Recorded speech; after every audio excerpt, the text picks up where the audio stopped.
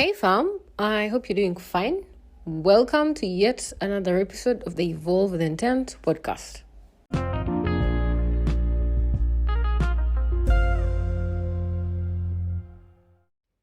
In today's episode, I had a sit-down conversation with a friend, a fellow podcaster, someone who's been doing this for quite a longer period of time than I have. We'd said we'd do this episode around the International Podcast Day, and somehow, you know how life can be busy. We did not pull this off early enough, but finally here we are. So in today's episode, we are going to talk about the scope of podcasting in Uganda. So if you're someone who's been constantly thinking about starting your own podcast, and probably you're looking for a community of other podcasters to begin with, people to show you around, then this episode is for you. So without wasting any more time, let's just get into the conversation.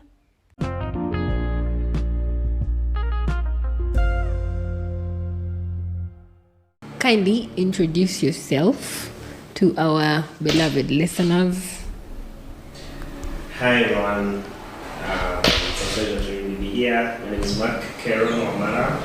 I am many things. I am a podcaster. I am a content creator. Okay. I am a digital marketer. Okay. Since we are doing this, I'm more interested in your podcasting journey. How long have you been doing podcasting? So we started in 2020. So 3 years now. Yeah, so it's 3 years now. Please tell us about your podcast. For listeners who don't know, Mark is a podcast host at Big Conversations, Ordinary People. Please tell us about your podcast and what it is about. So yes, Big Conversations by Ordinary People is a sit-down conversation among best friends and strangers. Because some people out there are people I meet for the very first time. But mostly for among friends. So the idea around the podcast is we host a couple of people we feel like they're interesting to listen to, right? Okay. And have a conversation like you'd have on a Malaport, on any, just really an ordinary conversation, but that is big, that is deep, okay. That whoever can listen to it can pick something. So it's big because it's as diverse as you can think about it, since anyone comes onto the podcast. So anyone from any background can have a conversation with me if that's where, if we've connected in some way and we agree to sit down to talk. What inspired you to start in that exact department? So it would be easier and more, and it would be easier and easily scalable that way. Okay. Right? Because we started as friends. We were doing a podcast as amongst me, Kenneth, David, Martin, Debbie, about 5 people that sit around and talk to each other. When you look at season 1 of Big Conversations, it was amongst friends talking about issues. Then we switched to the hosting for the continuity, because then we got bored amongst listening to each other. We're friends, we know each other, we know how everyone vibes. So we switched to the guest hosting people. I think the world would not get a chance to listen to, but they would rather have something to share because everyone has a story. Sure. So the podcast is also produced by Yumotam, a production house who is tagline Only Humans Can Tell Stories. Okay. So it's like a signature product for that. We believe everyone has their own story to tell, and it's only them to tell it. And we want to have as many people share with us their stories and their perspectives to life as possible. Okay. How many episodes have you done so far? We have done up to 200 episodes now, and only published around 150. Oh, so you have is it a backlog? You have pre-recorded episodes already? Yes, there's pre-recorded episodes already, but then there's also quality control, right? What does that mean? So the conversations where we feel like we didn't meet big conversations. Oh. And we're like, okay, no, that's too shallow for the public, we don't want to talk about it, right? We keep it. Ah, Yeah. oh, okay. Then the people that come onto the podcast maybe and they get scared with the lights and cameras, Mm-hmm. and they're not as free so they also request not to publish the episodes. So they'll sit down. But it's still the same effort. The guys that set it up as we count them as episodes. So they're about 200, but about 50 rejected because of content and maybe quality and yeah, because also there's that we could get off this podcast and something a rat ate the wire. So there's that. Okay, so I would say you've been doing this for about 2-3 years. Yeah. How has it been like for you? How far have you come as a podcast host? I'm assuming Amazing, right? you didn't. I'm assuming, did you actually start with like this whole big setup and stuff? No. So how has it We started been? with one microphone, right? You actually started with a microphone. Yes. So contrary to guys who would be like, I started my restaurant with one rice and stuff. I mean, This is I actually started without a microphone. We started with one microphone. We'd sit around. We started with a microphone, the normal ordinary mixer. So we'd sit, have conversations. Then we had one camera. So if you go to season 2, the first episode with Hilary Bamlinde, and I keep referencing to Skylar because it's the first episode, right? But the first episode with him, we lost the video footage, but it was just one single. Oh, actually, the first 5 episodes, Hilary, Richard, and these are like my mentors and friends.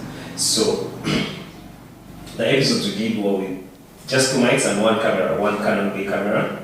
Then we kept adopting to how we distribute the conversations, how people consume them. So Spotify takes face-to-face for visuals. So like to get more consumption and to get people to actually listen to us on all platforms, we have to get this direction. Okay. So we switched to a face whereby also we took interest into the thing. It was interesting, right?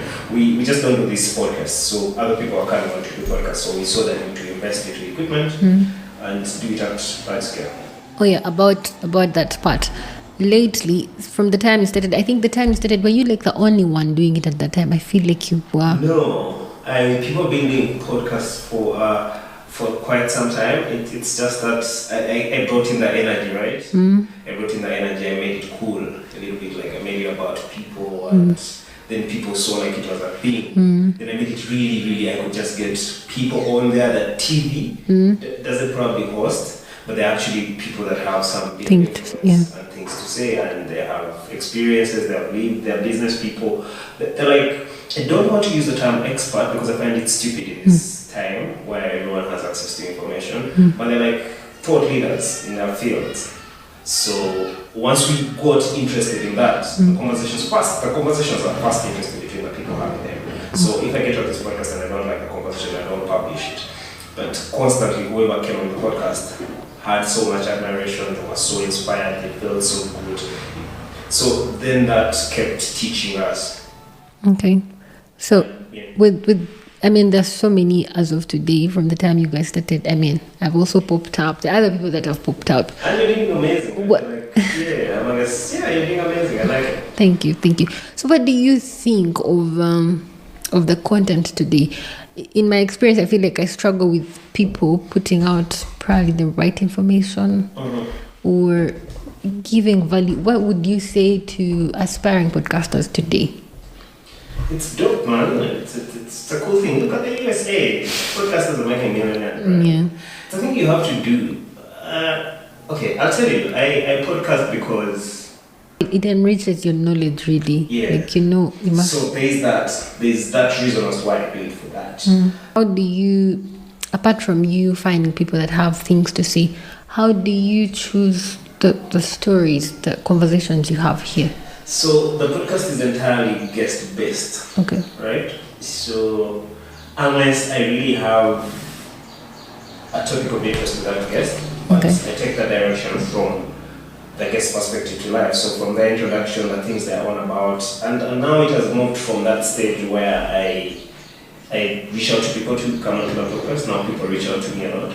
So now when they reach out to me, then I have to see if really I have the rage to have some conversations with them, or see what maybe is different, what is deep.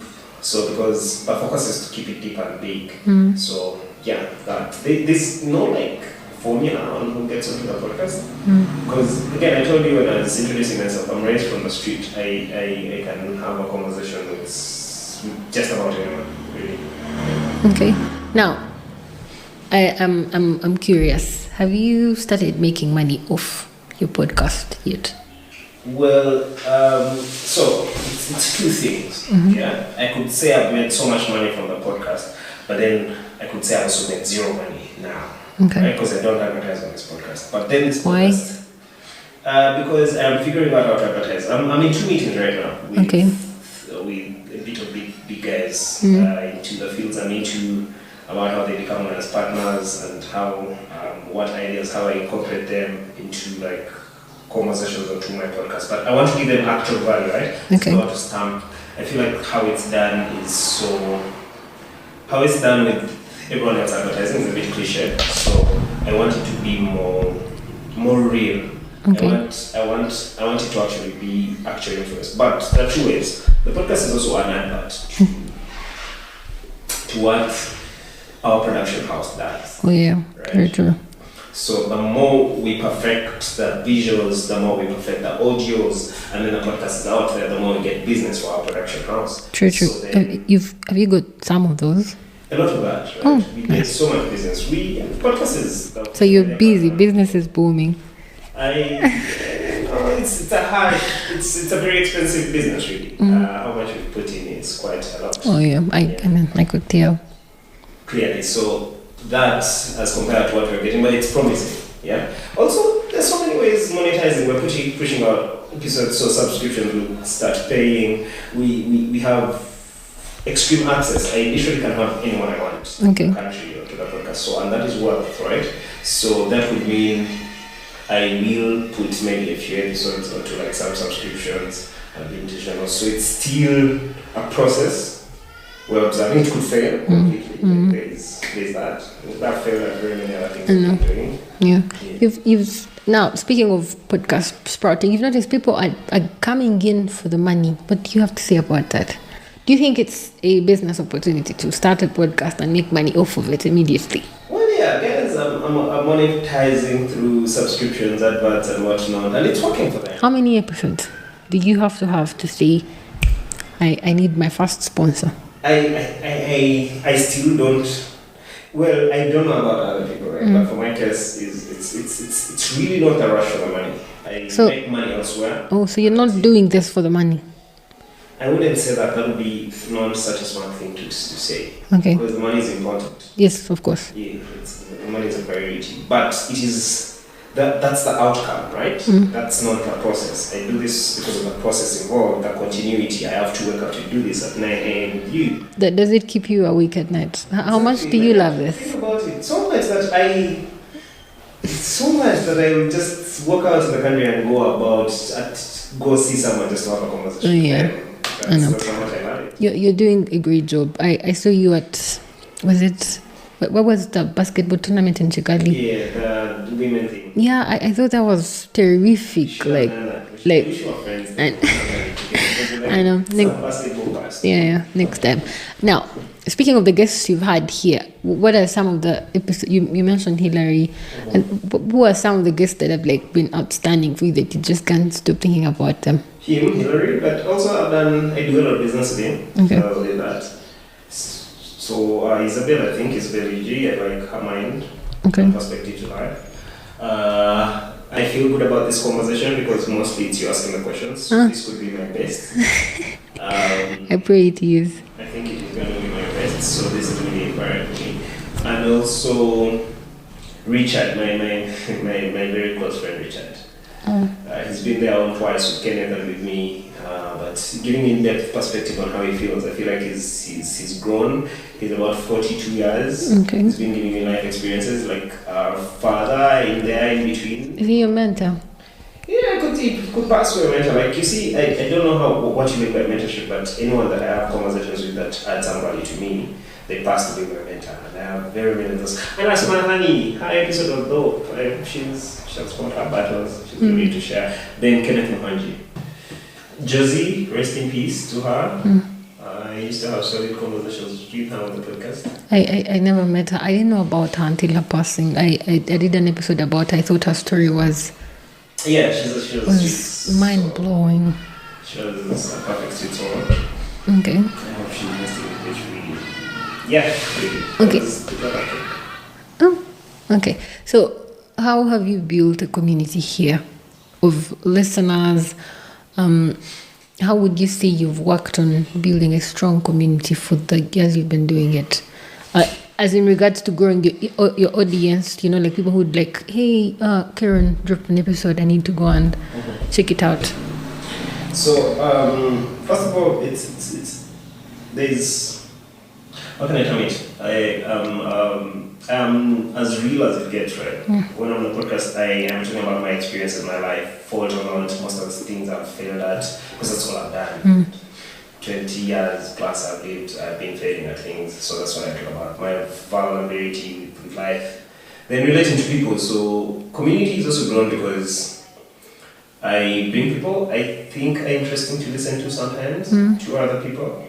Yeah, shout out to Joe Bienzika, like such people that are willing to share their perspective, regardless of backlash or not, or whatsoever.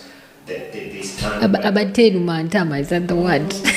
And I am like an advocate of free speech, so that just, of course, unless you're hurting or insulting other people, I'll not have you in the pod, but I'll not publish the podcast. But I am a big advocate of free speech. I would love for people to express themselves. I felt like the internet started blocking that away from us, and no one can block that away from my podcast. You cannot stop me from doing what I want to do. Sure. And also, it's the community is growing with growing trends of technology. When you look at AI and machine learning, right now it will recommend for you my podcast. Then you can skip between phases to the things you're really, really interested in. So in one podcast, you can just switch. The beauty about that, you can just go to where you want to listen to, and you just listen to that 20 minutes of just that and go away, and then look for some other person. But then once you listen to that, and maybe something like that comes up again, comes on YouTube, can then recommend that for you. So yeah, both with technology and also this podcast is really, the team is a team of friends. So it's something you can do over and over and over because the people that do it love it. Oh, okay. Now I'm curious. Do you listen to other podcasts as well? Yeah, I listen to your podcast. I listen to a few also. Yeah, I listen to your podcast. I listen to like 5 episodes. Thank you. But I listen to other international podcasts. Right? Yeah. Tell me about those. Podcasts I've listened to, I think it's just yours. Here? Yeah. Just yours, and randomly I've listened to snippets of like the Tri-BG, snippets of the Mob Jazz podcast. Oh. Yeah, but really episodes that I've sat down to listen to yours. I am a big fan of your voice, I've told you this. Thank you. But internationally, I listen to the like Streetman podcast a lot.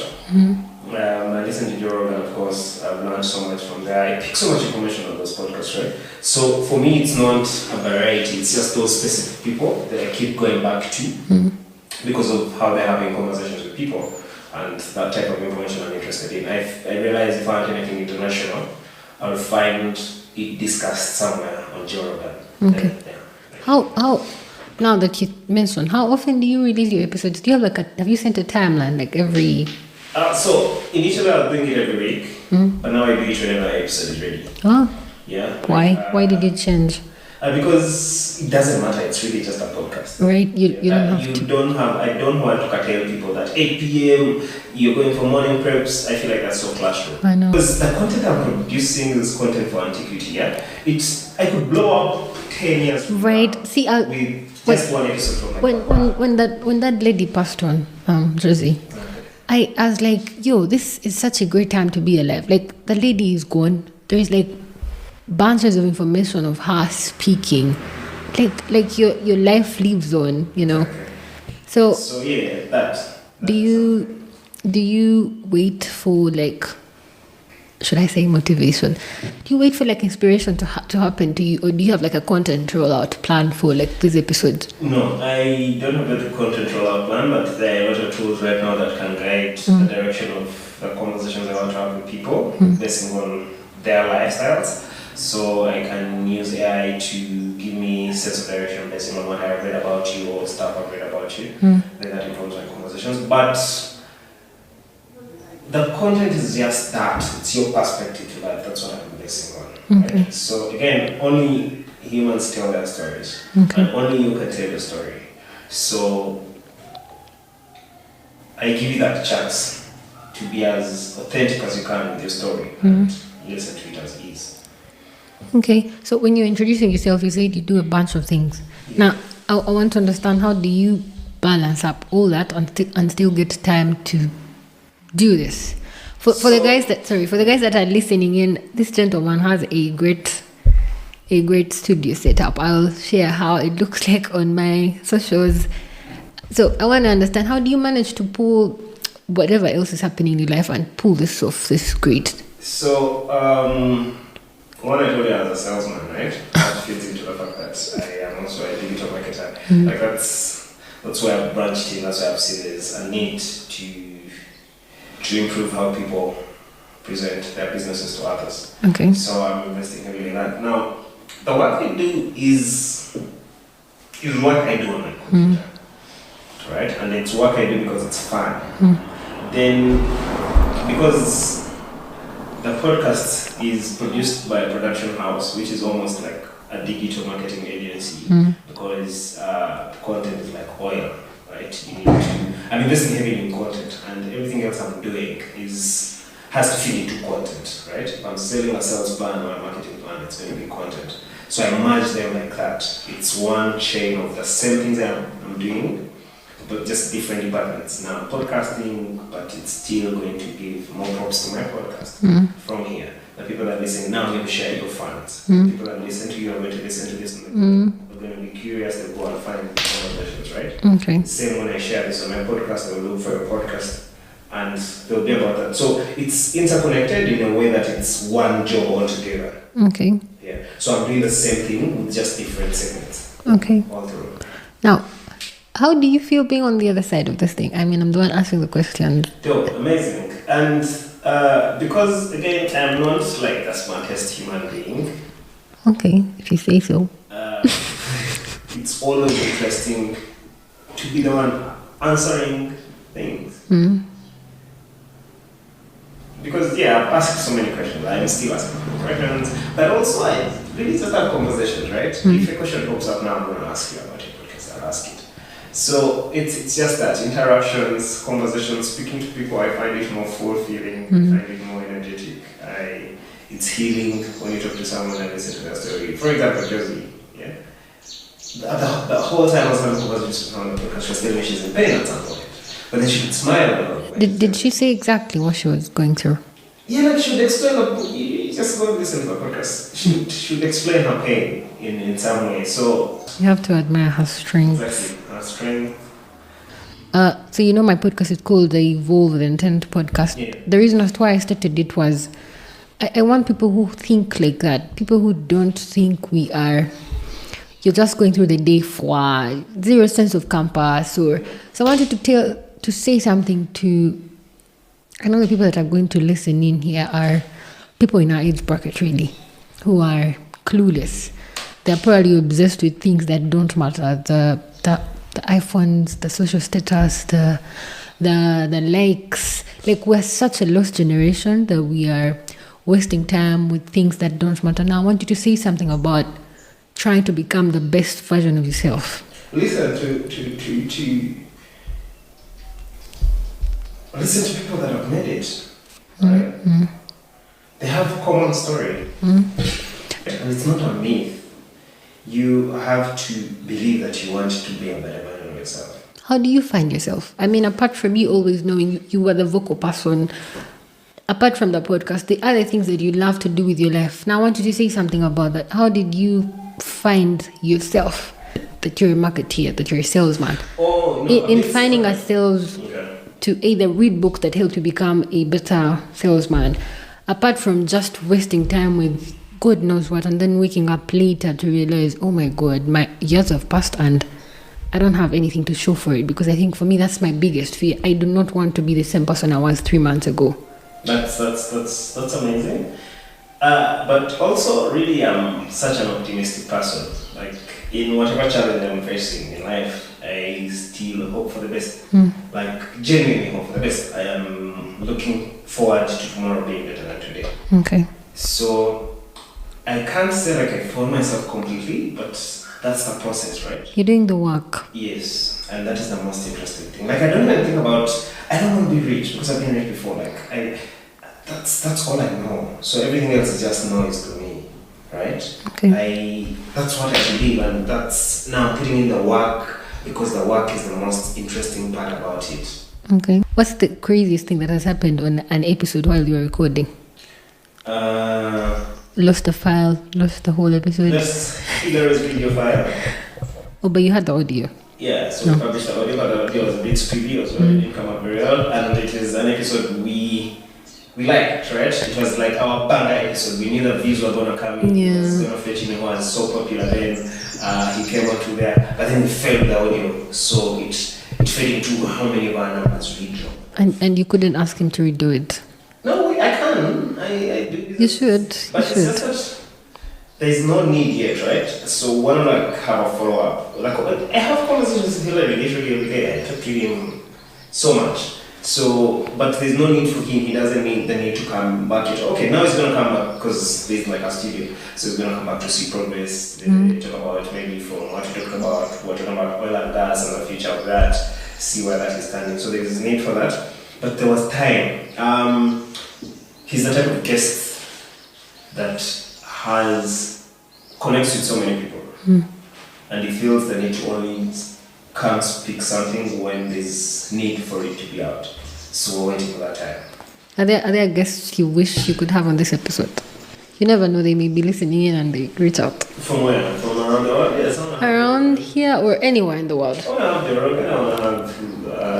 talked to everyone. Really, everyone is ordinary to me. So anyone, I want to talk to anyone as long as you're interested in having a conversation. I can't have it. It has to be big though. I don't think anyone counts. Yeah, but then that's the thing. It's big is relative to everyone's perspective. I get you. So, and that's the thing. So I've gotten feedback that is extreme bad, and I feel it from even my dad. What's the worst feedback you've gotten? Always, this person didn't have a value to come on the podcast. You bring these girls because you want to fuck them. Oh, they're just pretty girls. They don't have any sense. They're select queens. Because I've had select queens on my podcast, like people refers. I've had Sheila Parker here, where I was directing her questions, then I pause them and I'm like, okay, answer like this maybe. But because that was the experience with her, and she felt like she needed to be on the podcast. So to me, it's just a perspective and the things she would want to talk about. So if someone reached out and you didn't think they'd, I mean, of course you give them a chance, but if someone reached out and they wanted to do an episode with you,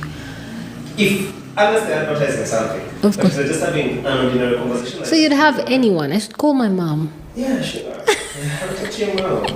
I'm still trying to convince my dad to come on the podcast. You should. And whatnot, but then it's bigger than him and his values. Right? So that is that. Would love to hear from the man in whose footsteps you're trying to walk in. Okay, there's that. Also, the one made me listen to a lot of CPS when I was growing up. Whenever we were in the car, so that also informs the fact that I like sit-down conversations. Because I could listen to a lot of guys. People see meza, what. Okay, so now tell me about the future of big conversations, ordinary people, and that's at first, and then tell me about the future of podcasting. Where do you see this going? But first start with, where do you see big conversations, ordinary people in the next 6-12 months? Big, we have big as big, really. 6-12 months is enough time. We'll have sponsors on there, I think, that are bringing money that's valuable for us. And that's converting from how much time was invested into that podcast. Okay. So hopefully all the meetings and the energies we are having with people and the sense of direction we're trying to show them is going to pay off then, because it's just quite visible. You can't hide away from the podcast. It's us. People don't trust the news that much. The news is to face you have to face the fact that social media breaks things before anyone else. So you have to speak to people that have developed, people that believe into them. The people that listen to my podcast come to listen to my podcast because they're listening to the stories and I'm putting one in there. It's no agenda, it's no nothing. I'm not trying to convince you about anything.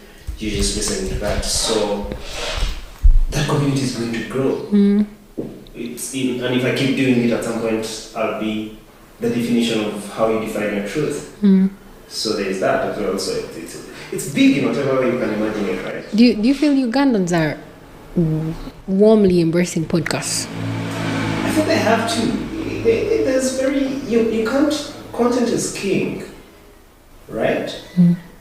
So tell me about the future of podcasting in Uganda. It's going to become more interactive, right? I have a podcast conversation at the KTS symposium next week with Patrick Ayota from NSSF. Okay. Now it's interactive. It has like guys will ask questions, and this is how people want to relate with people. So the theme this time is around climate change and whatnot, but also with Patrick on the fireside conversation, it's about now you're CEO, now what, right? And it's very personalized, right? Machine learning, you're only going to listen to one episode because you have to listen to it, right? You'll probably be going in for a marketing masterclass or a lecture, then who will show up? Then Jonathan Wamala will show up on the podcast. You will learn like it, that. Okay. So, what else with podcasting and the future? It's very promising. You can monetize on there. I think not just makes money. I don't know, but I think there's making money. It's also diverse. It's the fastest way you can have information sieved. Podcasts will go into school, right? There's a plan we're working on for like the future. Also tried to start it previously with Smart. It's like a school's magazine that wanted to do digital. It's by a friend of mine. So podcasts will be how classes want to educate people, right? Because then, if I can get a marketing expert here and then tailor questions to a different level of say, digital marketers or influencers or whatever, whoever is trying to learn, and they can give them when you're speaking to people, you're almost getting the cream information out of the whole process. If you can then pick from that, yeah. Okay. Now, as we wrap up, in your experience here, are there mistakes you've done over the 2-3 years that have shaped you to become a better person? Sam, give me 5. So many, I don't know. I've had conversations where I don't even know what I'm saying. Why? Yeah. Haven't you prepared enough? Yeah, that's the thing. Also, it's a bit freeway. So, is there such a thing as preparing enough? I know. Cameras are very scary. They are. You have to watch what you say. So sometimes what you're prepared for, what the guests come along with. Then some people, because we're living in such a world where it's such a facade, right? So how you see people present themselves on the internet, on Twitter, on LinkedIn, and what can be different from who they actually are. So when they come and have conversations, it's far from everything this thing can be living. So they start. Oh Lord. So many mistakes on sound, on quality, on lighting. We're still struggling with that a bit. So, but we will find ways. So it's like a process of learning and perfecting and trying to perfect, because we want to be perfect. So we enjoy the process to that. Yeah.